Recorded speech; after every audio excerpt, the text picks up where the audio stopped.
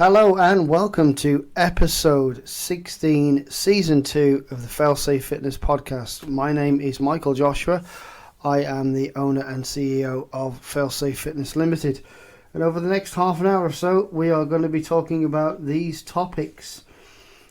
Reasons why to do the dead bug, not only for the general population, but if you're an athlete or a golfer, why these dead bugs and a couple more exercises are going to be beneficial to you as a person, as well as that exercise. We're going to add in another exercise which is designed not to basically break your back whilst you're trying to strengthen your core. We are going to go into the second part of the 10 ways to cut calories from your diet. We're also going to look at the third and final part of breaking 90, and these are multiple tips this week. Last week was fairly simple. Know your yardages, get yourself an app. They're free on your phone. Get yourself some kind of measuring device that's going to give you your distances, and that's going to give you a benefit of how far you're hitting your clubs. This week we're going to go into the final couple of things I think you'll need on top of that to start breaking 90. And of course we have our blog post, which again is based all around the dead bug and why you should be doing it. And if you do want to do that exercise, there are 3 or 4 different variations of that. You can go and take a look at the blog. And that's it. That's what we're going to be discussing this week. My week has been a fantastic one. Full, very, very busy. A lot of happy clients. I know a couple of guys on Monday came back to me. One of them said they'd shot their lowest score of the year, which is always nice to see. So when they're shooting, high, sort of breaking, 110, 115, and they come down to 102, they hadn't broken 100 yet, and they've knocked 12 shots off a round by just taking the time, using the routines and the techniques that I've given them in coaching. That's fantastic to hear, and it's good that as a performance coach, their performance is getting better. So they'll be breaking 100 by the end of this month, I'm pretty sure of it. Another client had a really bad ball striking day. We worked on a few things and we decided that, okay, it's just not going to be your day. You've got a brand new set of irons in the bag. You've got to get used to them. There are a couple of swing weights heavier than the ones you had before. So, it's just a case of you're going to have to get used to swinging those irons, feeling the weights. We worked on some release drills, and then they went away and went and shot 40. So, hey, I'll take it. A few new clients this week as well. A couple of personal training clients are coming in. They're cutting it fine. They're going away end of August, so they've got about 8 weeks. It's going to be quite intense. Not too sure how good or bad they're going to be away from the gym, but they're putting the effort in the gym, and that's what I like to see. And hopefully they can stick to the nutrition plan or the nutrition or dietary recommendations that we discussed, and they can hit their goals, which would be great. Also, my performance is very up and down. So club championship, I shot 80. So par 70 golf course when it's on the club championship. So I was 10 over total. Not great for me. Not a great performance. It's my best round. I didn't break 80. I wanted to break 80 and didn't. Still looking for only my 5th break 80 in a while. I've just not been playing well off the tee. I think if you've been listening over the last few weeks, it's been a 2-way miss, and I've been stood on that tee kind of almost with the driver yips. I didn't want to pull the trigger on the driver because I don't know where it's going. I've managed to figure that out, work my way through it. Went on the range, came home, did a little bit of work on the simulator, and I'm through it now. I still hit the odd bad one off the tee, but I've calmed it down, trying to just swing it a bit smoother, finding fairways, finding greens, and I'm still putting and chipping as good as I've ever been. So, yeah, that's been my week. I-80 was the lowest score. I mean, a lot of our members at Himley Golf Club are quite old, so, you know, I actually got beaten by the youngest member of the golf club. Which, you know, hey, it is what it is. But yeah, that's been my week. It's been really good. A couple of new clients as well on the golf side. It's interesting to see how many people are struggling to release the golf club. So they're either chicken winging, trying to hold on to the face angle and chicken winging, or they've got the ball position so far back in the stance because they don't want it to go left, that it's so far back in the stance that they can't.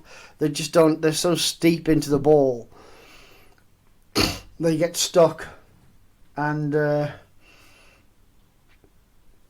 basically just blocking everything right because they can't close the club face. And it's crazy. So a lot of release drills have been done this week, and a lot of people have managed to start striking irons that they haven't been able to hit well for a while. So that's rewarding as a coach to see, and thank you very much, and long may this continue for most of my clients.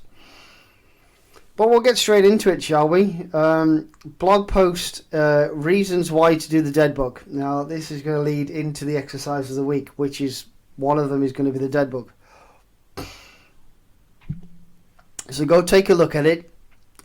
Core stability is different to core strength, but core stability also benefits strength in terms of your core. This isn't an exercise about building a six-pack.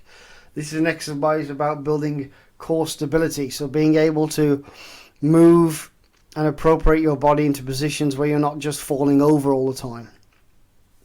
And the dead bug is one of the very best exercises you can do. So go take a read at the blog post. If you're a golfer or you're getting a little bit older, it's not also an exercise that's not going to destroy your back. So, you know, you can lie on the floor, you can do this exercise. There are 2 or 3 variations, easier and harder, on the blog post. Go take a read at failsafefitness.weebly.com. Link is in the description. It's going to be very interesting. So leading into exercise of the week, it is going to be the dead bug. So the dead bug, basically you're going to lie on the floor with your back on the floor, and you're going to pretend to be like a dog with his knees up. So you have your knees up in the air, feet at 90 degrees, arms straight out in front of you. And all you're going to do is, so for instance, left leg or left heel, you'll straighten that left leg out, touch the heel to the floor, and the back of the right hand will touch the floor behind your head, and you bring them back together and then swap and do the other side and then swap again. And you'll do 8 to 10 to 15 reps per side. Take a minute's break and do that 2 or 3 times. And that exercise isn't going to stress your back out, but it's going to give you a lot of core stability. And obviously, especially as a golf coach, core stability is also going to help you have some balance and going to help you time up your swing, because you're going to be able to rotate through that core faster, giving you some speed through the ball. And it's also going to make you not want to go onto your toes or your heels. Your core is going to be stabilized whilst you rotate round that center to give you the best opportunity to hit the ball further and straighter. The second exercise of the week, which is also an abdominal exercise, a core exercise, is the opposite of a dead bug. So instead of lying on your back, you're going to get on all fours, and you're going to put one hand out in front of so left hand, for instance, is going to be straight out in front of you, and then your right leg is going to be straight out behind you, and then you're going to swap. So these aren't putting massive loads of stress like a deadlift or, you know, a weighted cable crunch. It's not putting any stress on the back. It's going to stabilize those core muscles. So it's more of a stabilizer exercise. So dead bug or bird dog, those 2 exercises are the exercise of the week. They're great to do at the end of a session. They definitely should be added into a program somewhere along the line. And if you're struggling with deadlifts and things like that, and you're struggling to add some extra weight because you just don't feel like you can pull up, do these for about 4 to 6 weeks, and then go see if you can go and hit yourself a PR, because these little stabilizer exercises, I mean, time under tension as well, so I don't want you just throwing your arms and legs out. I want them to be sort of a 1, 2, 3 touch, 1, 2, 3 back to the middle, 1, 2, 3 touch, 1, 2, 3 back to the middle. If you can do that at the 1, 2, 3 tempo, then you're going to have a seriously stable core in a very short amount of time. And that, ladies and gents, is your exercise of the week. Go do it. Go read the blog. You'll find it very, very interesting. Promo time then, people. I know I love doing these little promos, and the promo is still on. So if you are having any lessons, or you do want any golf lessons over the next few months, we've got 3 of these left now. So it's a pressure putt trainer. That pressure putt trainer is worth about £30. So for every person who books a lesson, who comes to Short Game Sundays, their name gets in a hat or a little wheel like I did last time, and you can win yourself one of these pressure putt trainers. So it's a little plastic cup that you can fold in half, put it in your golf bag. You can train it in the kitchen, in the living room, in the bedroom, wherever the hell you're at. You can use this to improve your putting. It's certainly something that's helped me with my putting over the last year or so. It's got a lot better, and it will definitely help you. So if you are going to book any lessons with me, links are in the description. Whether you book online at the square.com site, or you get in contact with me at the weebly.com site, or phone or email, we can book you some lessons, get yourselves in. £20 an hour, that's all I'm charging. I'm a performance coach. No PGA stupid amounts of money need to be spent by me. So it's £20 an hour. Come and see me. We will sort your game out, and you might get a chance at winning one of these pressure putts.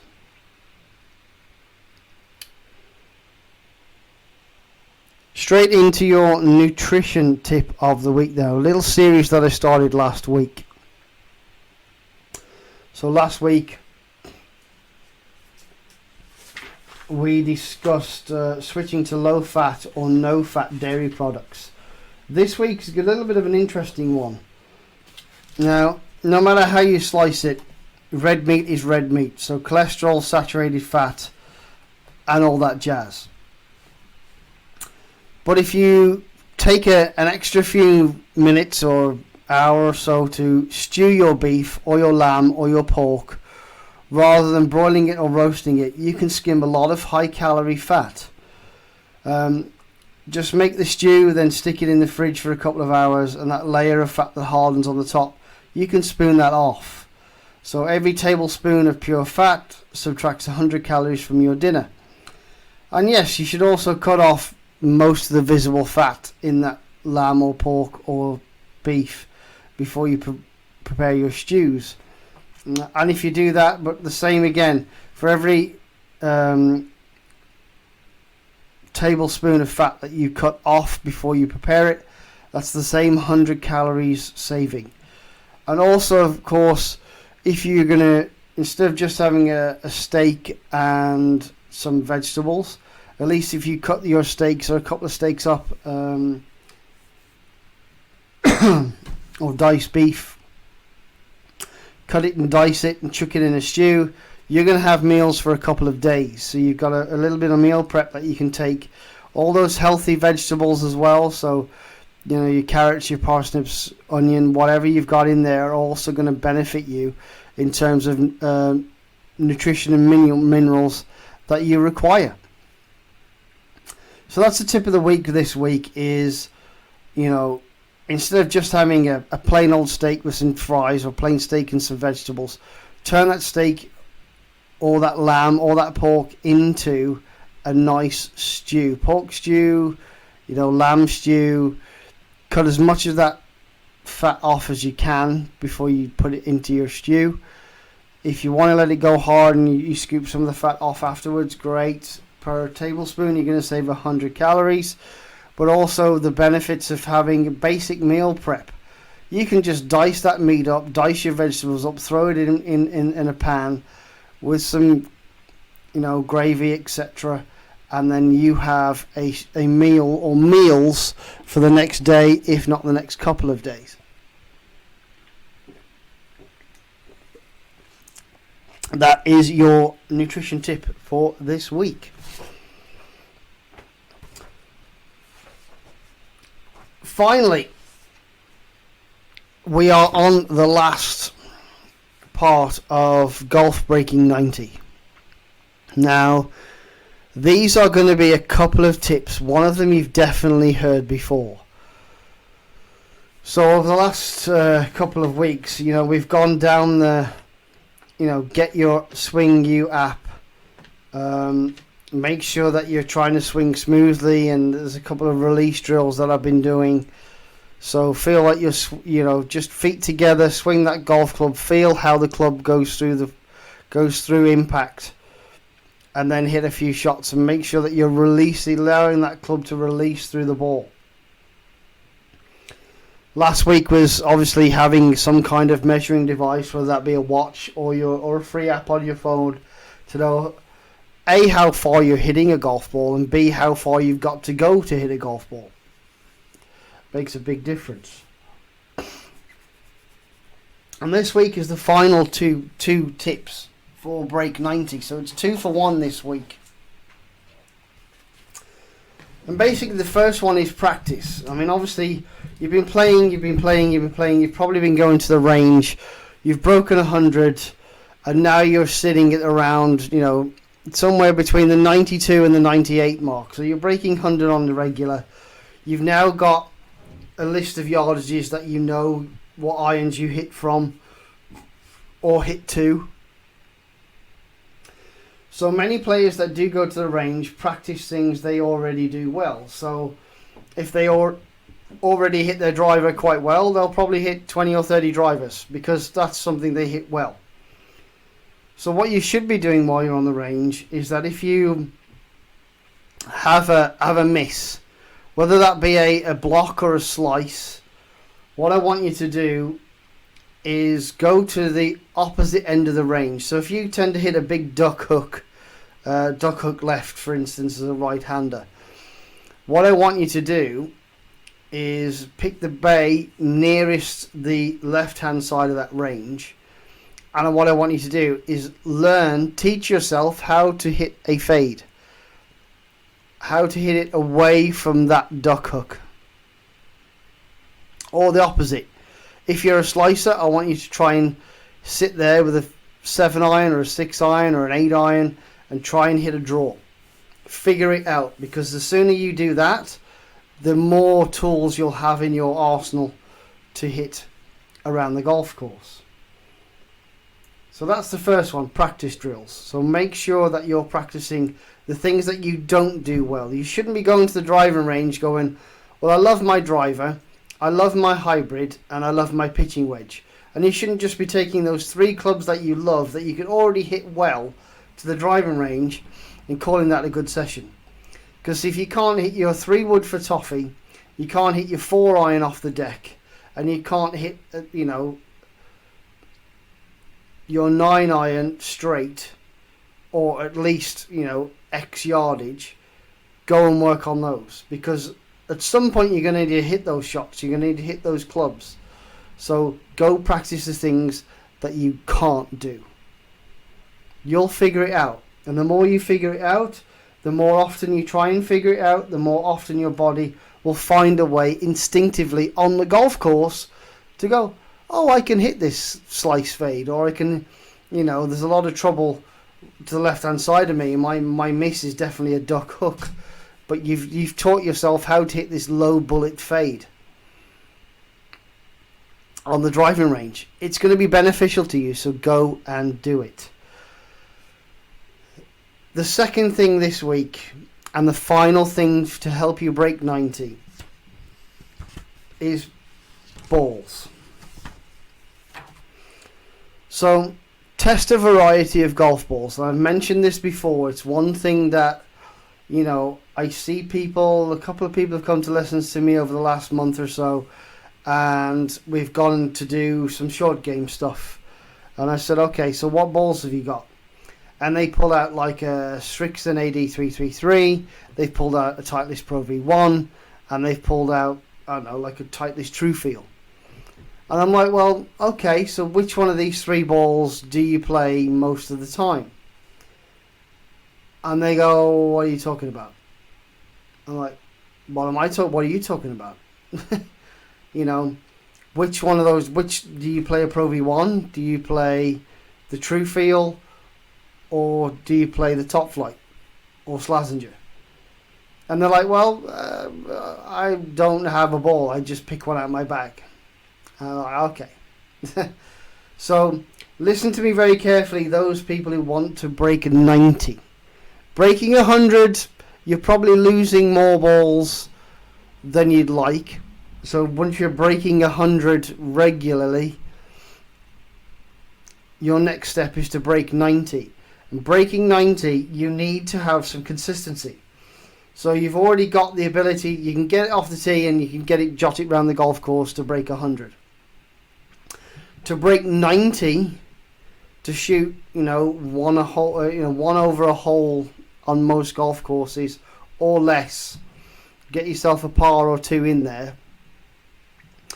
You need to be practicing things you don't do well.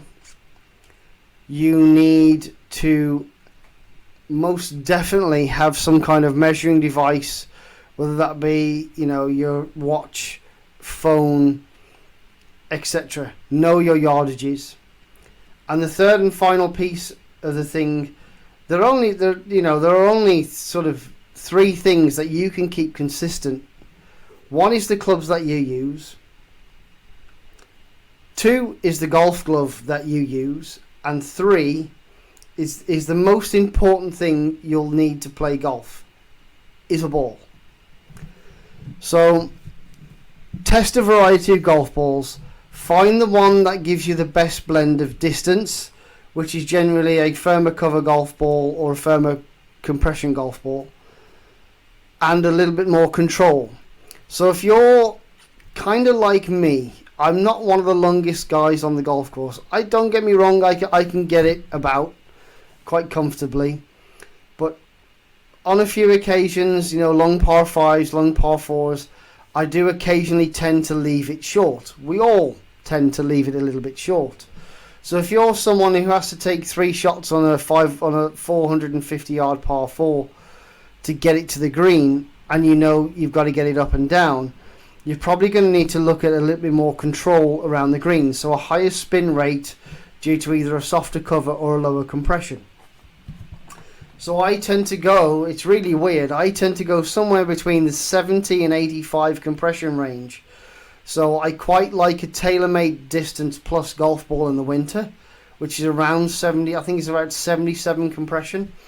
2-piece golf ball, a little bit of a firmer cover, but the soft core still allows me in and around greens to get it stopped reasonably quickly in the winter. And they're quite inexpensive.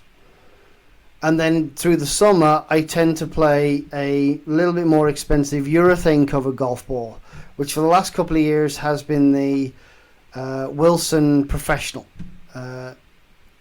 which they've now scrapped, and now it's Wilson Triad.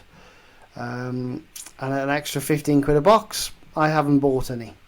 So I actually switched to Bridgestone. So Bridgestone tend to do about 2 boxes for about 50 quid. And I've tried some Vice this year, which I may switch to next year permanently. I might go to Vice Pro or Vice Pro Plus, something like that. But yeah, the only other, there are 2 things that you can keep consistent. One is the clubs that you use, and the one that's most important is the ball. So if you hit like a Slazenger off the tee, which is quite light and firm, but doesn't have very good spin, and you lose it off the tee. Then you're hitting a Pro V1. Completely different golf ball. 3, sometimes even 4-piece golf ball, depending on Pro V1 or Pro V1X. That ball is going to feel and react very differently. It's going to create some more spin off your irons. It's definitely going to might even create a bit more distance off the long stuff. So keeping the ball consistent, making sure there are plenty. 83.33 is a very, breaking 90. That's the ball I would use quite a lot to break 90. And once I was breaking 90 on the regular between sort of 85 and 90, I then switched into a little bit more of a higher performance ball in the Wilson. But once you get to know your golf ball, you know how it's going to react off a chip. You know how it's going to react off a high lofted wedge. You know how it's going to react if you hit it with a long iron off the tee, etc., etc. So, practice the things that you don't know. And probably one of the most important things in breaking 90 is keeping the consistency of golf ball. Pick a golf ball that you like. Pick a golf ball that you don't mind losing a few, because at 90 you're still going to lose a few. Trust me, I'm breaking 85. I'm breaking 80 pretty regularly these days, and I'm shooting 40s and below, 38 to 42 most of the time. So I'm 2 to 5 over par most of the time. And I still lose a few golf balls, and it does kind of grieve me that I'm sending a golf ball that's cost £4 out of bounds. But you've just got to accept that. If you can't afford to lose, £8 worth of golf balls every time you play 18 holes, then you need to look at a different golf ball, as long as it's a reasonably priced golf ball and not unreasonably performing too. And that's the final tip for breaking 90. So it's been a short and sharp one this week, just under half an hour. A quick recap of the show. So go to the blog, go and take a look at why you should be doing dead bugs. Also, exercises of the week, 2 ab exercises that aren't going to kill your back. 1 is the dead bug, 2 is the bird dog. So dead bug, you lie on the floor with all 4s in the air, opposite arm, opposite leg, touch the floor, and back to the middle, and etc., etc. Bird dog is the other way round. So you turn over and pretend you're on all 4s, and then opposite arm, opposite leg. And those will strengthen your core, relieve some of lower back pain. They are amazing exercises. Go do them. Nutrition tip of the week is, if you like a steak or a pork chop or a lamb chop, why don't you turn that into a stew? You can cut some of the fat off that steak. You can make meals for an entire day out of a simple steak or a simple couple of lamb or pork chops. You can also get some of those essential nutrients, and for all the fat that you can spoon off that stew after it's cooled down, per tablespoon you will save yourself 100 calories. Promo lessons, obviously £20 a lesson. Come and see me, Himley Hall Golf Centre. We have links in the description to get in touch with me to book that. Everyone who books a lesson, again this month, will get a chance to win a pressure putt trainer. And of course, these are the last couple of tips for you to break 90. Make sure that your balls are consistent. So no hitting a Pro V1 and then a Slazenger and then a Wilson Duo Soft. Pick one of those 3 balls and buy a whole bunch of them. I don't even care if they're lake balls if you're breaking 90, because you're still going to lose some, but they're going to be about half the price they would originally, and you're still going to get some pretty decent performance out of them.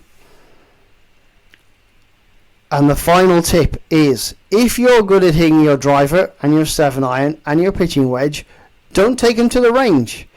Work on your 3-wood and your hybrid and your 4-iron and your 7-iron and your 9-iron. Work on those things that you cannot hit. If you're struggling with your long game, don't go taking 7 9 and sand wedge to the driving range. Take your 4, 5 and 6 iron and figure it out. Do some release drills. Check your alignment. Check how you are at impact with some videos. Make sure you're doing things that are going to make you better on the golf course. Because doing things that you can already do off the golf course is only going to make you worse at the things you can't do. And that's pretty much it for this week. Thank you very much for listening. I hope you've enjoyed those tips. But a very quick one this week. It'll probably be a quick one next week as well. Tune in for episode 3 of your 10 ways to cut calories on your nutrition. Also, we will be looking at 3 things you can do to help you break 80. So once you've got all those things from break 100 and then break 90, we're going to look at, over the next 3 weeks, how you can break 80. Thank you very much. Have a great week, everybody. Thank you for listening. Bye-bye.